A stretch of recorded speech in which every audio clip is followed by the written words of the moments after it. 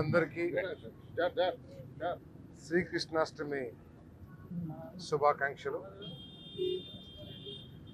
ఆ శ్రీకృష్ణుడి దయతో రాష్ట్రంలో అందరూ సంతోషంగా సుఖంగా ఉండాలని, పశుపక్ష్యాదులన్నీ కూడా చల్లగా ఉండాలని, వ్యవసాయం బాగుండాలని,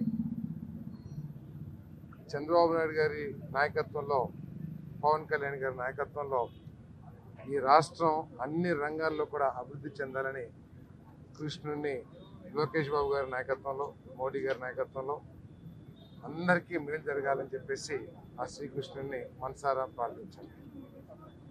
చాలా చోట్ల కృష్ణ భక్తులు గుడులు కట్టుకోవాలని చెప్పేసి ఆలోచన చేస్తూ ఉన్నారు.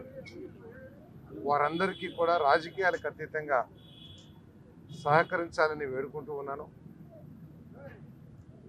ఏదైనా చిన్న చిన్న తప్పులున్నా వాటిని పరిగణలోకి తీసుకోకుండా ఆ శ్రీకృష్ణ పరమాత్ముడిని మనసులో ఉంచుకొని ఏదైతే ప్రారంభంలో ఉన్నాయో అవన్నీ కూడా పూర్తయితే కూడా బాగుంటుందని చెప్పేసి నేను భావిస్తూ ఆ కృష్ణుడు అందరినీ చల్లగా చూడాలని చెప్పేసి వేడుకుంటాను.